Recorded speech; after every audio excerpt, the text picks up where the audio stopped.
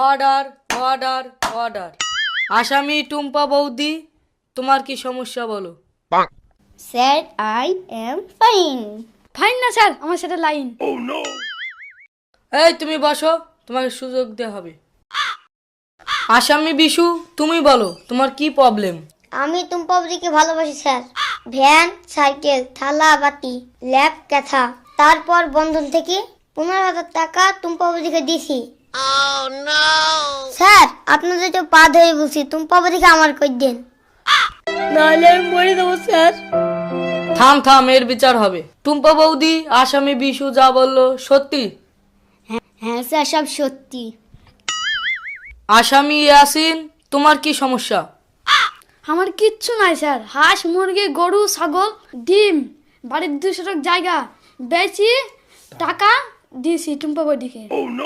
Sir আমি 500 টাকা দিলে টুম্পা বৌদি আমার কাছে আসতো। বিশু যদি 1000 টাকা দিত বিশুর কাছে যাইত। আমি 1500 টাকা দিলে আমার কাছে আসতো। স্যার আমার কিচ্ছু নাই। স্যার আপনার 4 হাত পা ধরে বলছি, টুম্পা বৌদিকে আমার করে দিন, না হলে স্যার বাঁচবো না, আমি মরে যাবো।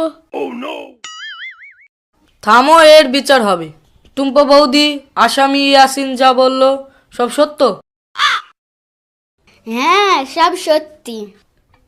দুজনের বক্তব্য শুনলাম, এবার টুম্পা বৌদির স্বামীর বক্তব্য কি?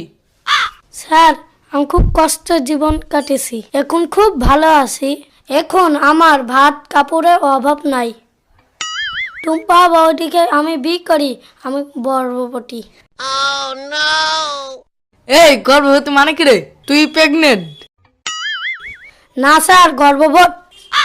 স্যার আপনার জোরহাটকে বলছি, পায়ে মাথা ছুঁয়ে বলছি, টুম্পা বৌদিকে আমার কাছ থেকে কেড়ে নিয়েন না। কেড়ে নিলে আমি দিনে আটকানা হয়ে যাব। আমি 3 জনেরই বক্তব্য শুনলাম। টুম্পা বৌদি, এবার তোমার বক্তব্য কি? আমার কোনো ব্যাপার নাই স্যার, আপনি যার কাছে বলবেন তার কাছে চলে যাব। টুম্পা বৌদি, আমি যা রায় দেবো তুমি মেনে নেবে? হ্যাঁ স্যার আমি মেনে নেব, আমার কোনো ব্যাপার নাই। 3 জনেরই বক্তব্য শুনলাম, 3 জনেরই মর্মান্ত অবস্থা। তাই বিচার বিবেচনা করে 3635 ধারায় জজ নিজে টুম্পা বৌদিকে বিয়ে করলো। আজকের মতো কোর্ট